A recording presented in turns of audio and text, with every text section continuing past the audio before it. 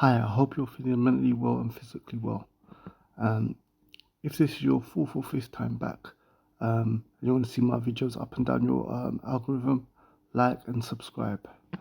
Okay, this video is about who is the actual terrorist, Iran or America? Who's actually done more terrorism? That's what this video is going to get into. Remember, Iran did not go and mess with America. America came to Iran because they had a ruler that wanted to nationalize all their own natural resources, and America overthrew um, that leader because he wanted to make things cheaper for his own people. Anyway, um, let's get into this video.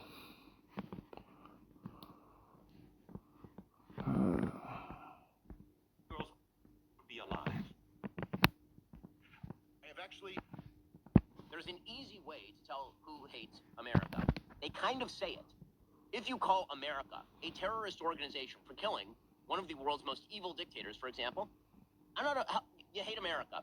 So I've heard the talking point a million times that Iran is the #1 sponsor of terrorism. It is something that the war hawks love to say. I have actually never once heard a coherent definition of terrorism and then a demonstration that they're the worst of it. The IDF is the worst terrorist organization in the region. Let's get real. The United States of America is arguably the worst terrorist organization in the world.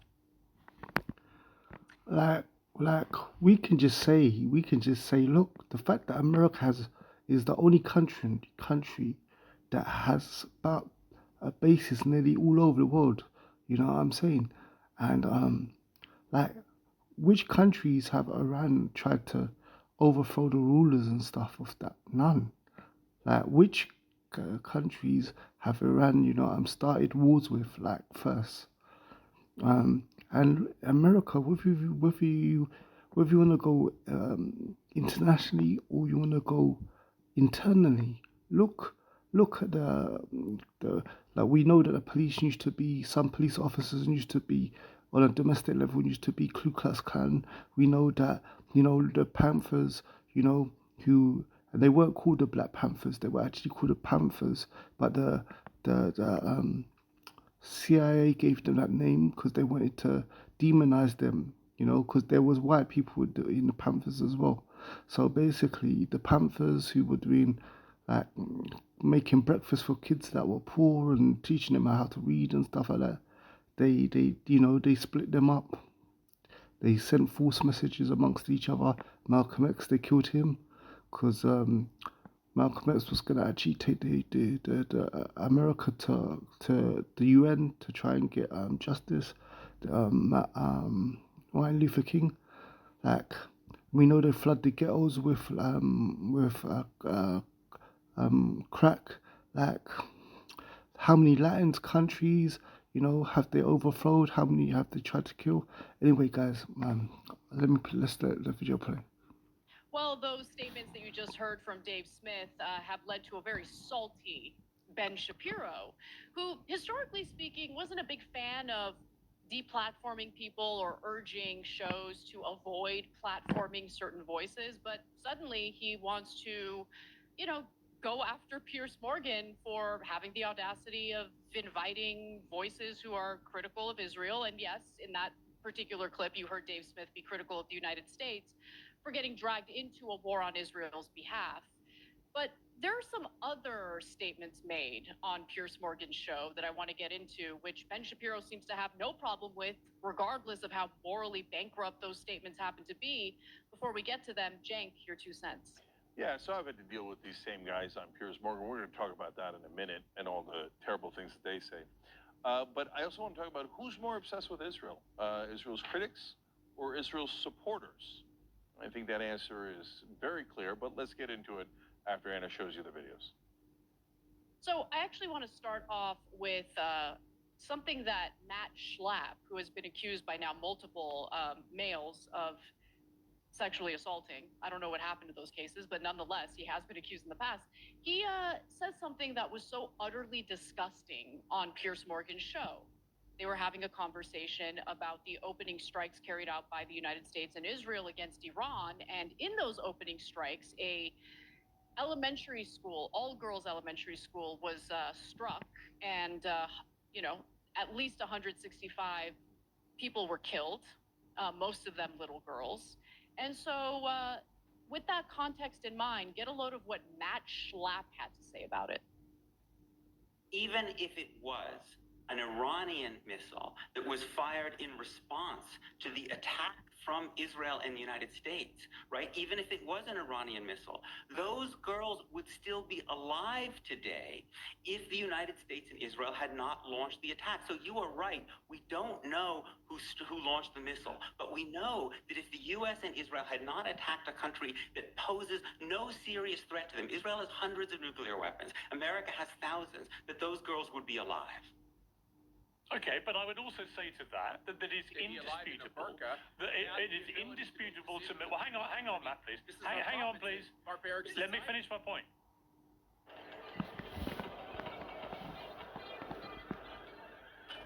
Stan. Indisputable to me. Well, hang on, Matt, please. Hang on, please. He said they would be alive in a burqa, yeah? Okay, let me just tell you something, yeah? Do you know in the Western world, yeah, there are countries, and in England and America, there are places, yeah, that the law says, yeah, and the law forces women to cover more than men. Let me give you an example. In England and the UK, on a sunny day, a man can go out bare-chested. England is supposed to be a democracy. Okay, you know, in England, on a sunny day, a woman cannot go out, yeah, bare-chested. It is a criminal act. She will be called, she will be classed as a criminal, and the crime will be indecent exposure. Every day, whether it's hot or cold, you see building men on top of the roofs of houses and stuff with no top on, yeah, working away, like fixing roofs, building floors, doing lofts, yeah. They have no top on. Sometimes it's hot, sometimes it's cold, yeah. A woman is not allowed to do that. Not that they would do those jobs because they don't want to do those kind of jobs, but she hasn't got the choice to do it. So in England, a man can go out with no top on at all. A woman cannot. It's a criminal offence if she does. And if she tries to, yeah, 2 police officers will come and they will physically grab her, put her in a van and take her to the police station, yeah, and she will be charged with indecent exposure. Now, you may not like hijab, you may not like burqa, you may not like these things and so forth. But if you live in glass houses, don't throw bricks, because just how a man in England or America and a woman in England or America are not free to dress the same, yeah?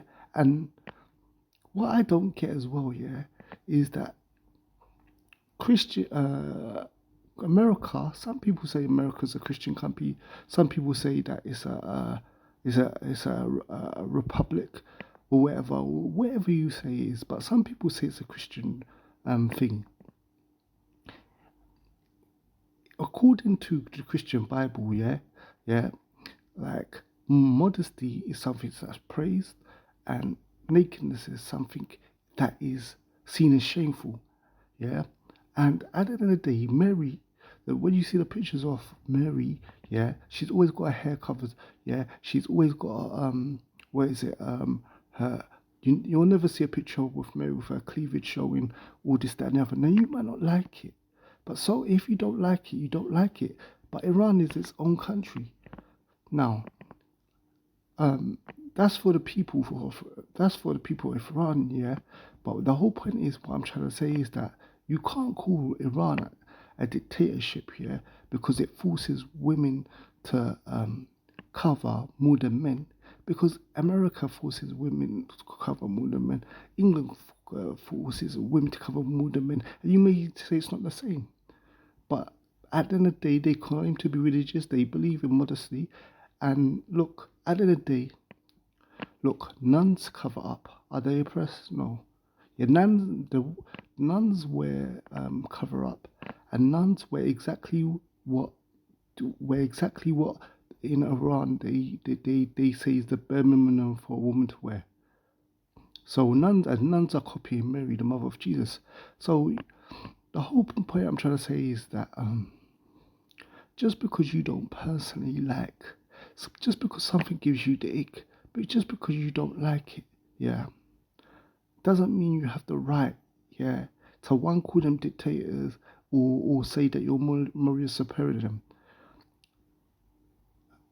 The Middle East could look, or Muslim countries, or Christian countries in the Middle East, or Jewish countries in the Middle East, yeah, religious countries in the Middle East, they could look at America, yeah, they could look at the broken families, they could look at the abortions, they could look at the single mothers, they could see the runaway fathers, they could see the crime, they could see the epidemic of broken families, the epidemic of single mothers, the epidemic of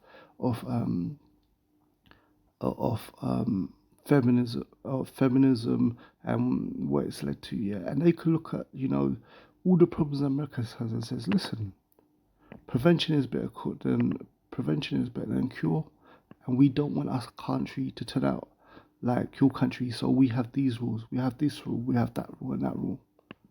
You're not in a moral position to look down at them.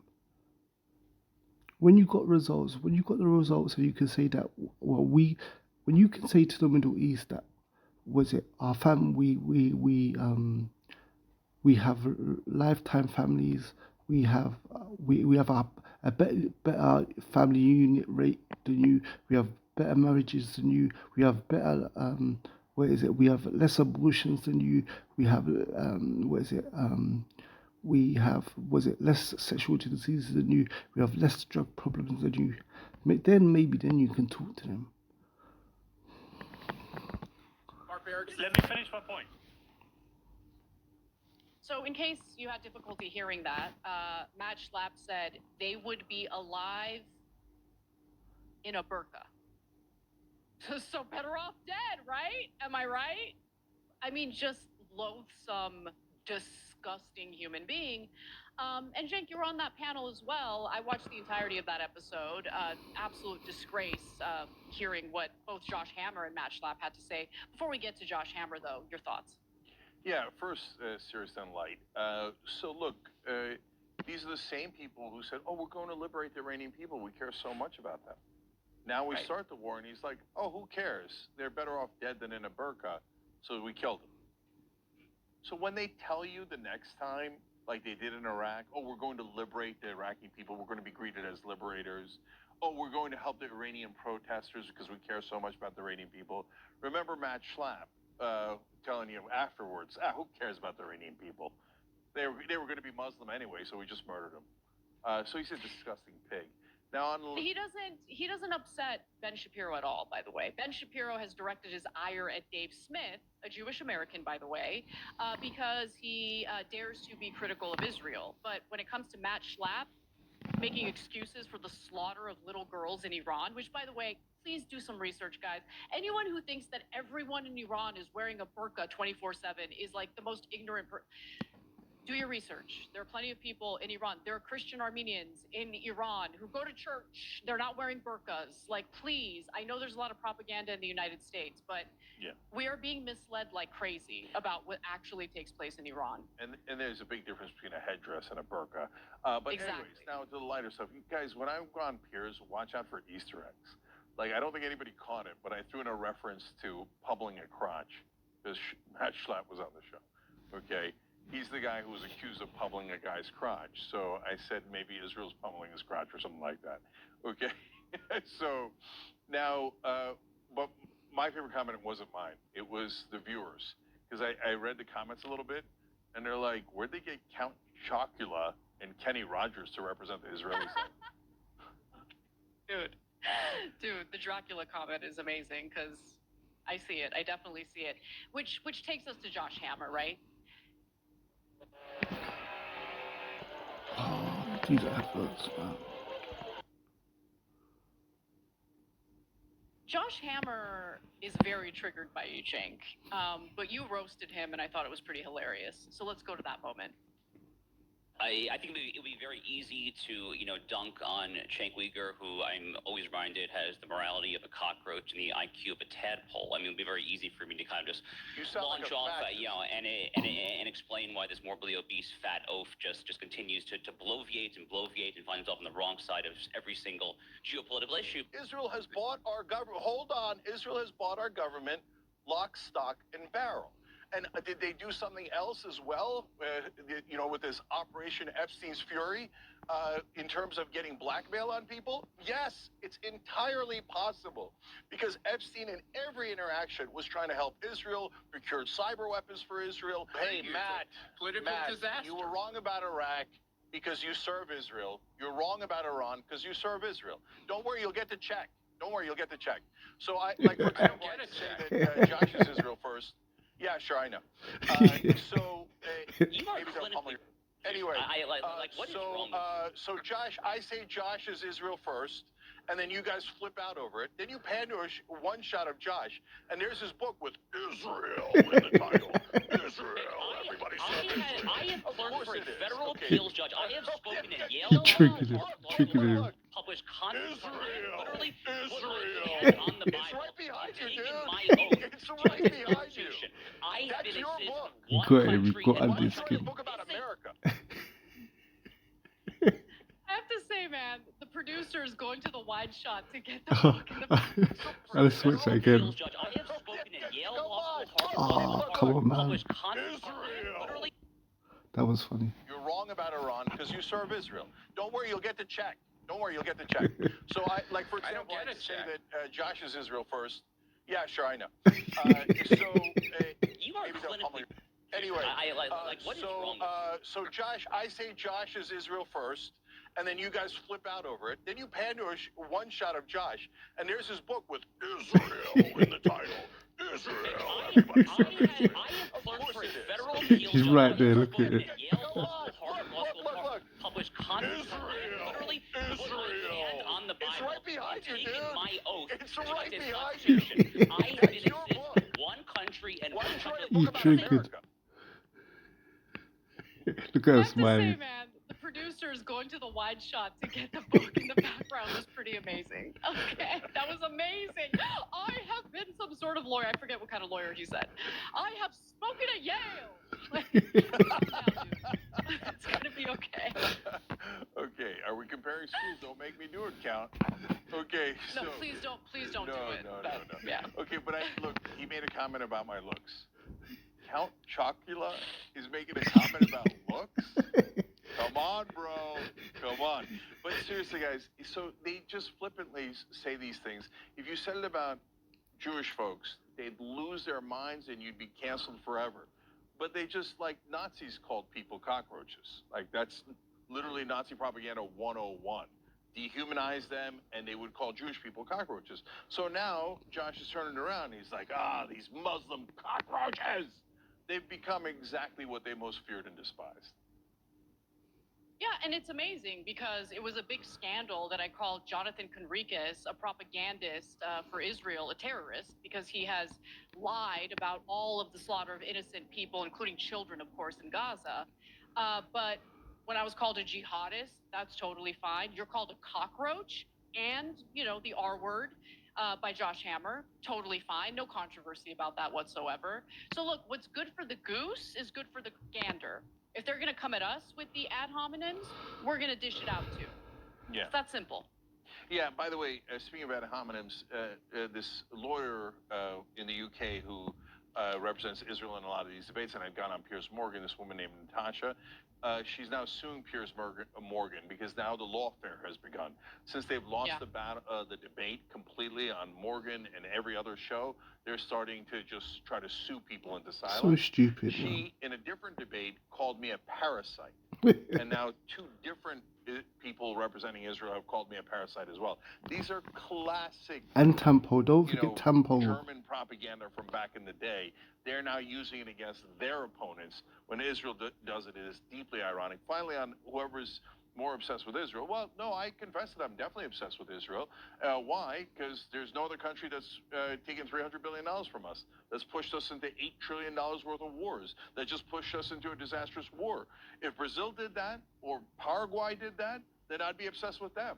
But who's more obsessed? I mean, look at what Ben Shapiro is doing. That's a cancel Dave Smith, cancel Piers Morgan, cancel everyone. Because everything for him revolves around Israel. Larry Ellison and Miriam Adelson used to donate to the Democrats when the Democrats were in power. They now donate to Trump and the Republicans when they're in power, because they don't care about any other issue but Israel. And since they're so obsessed and they've bought 94% of Congress and they're forcing us to do things that are against American interests, yes, I will continue to be obsessed with Israel until we drive them out of our government. Every time you ring the bell below, an angel gets his wings. Totally not true, but it does keep you updated on our live shows. Alright, thanks for watching, guys. Guys, if you made it this far, like, subscribe, and I'll see you in the next one.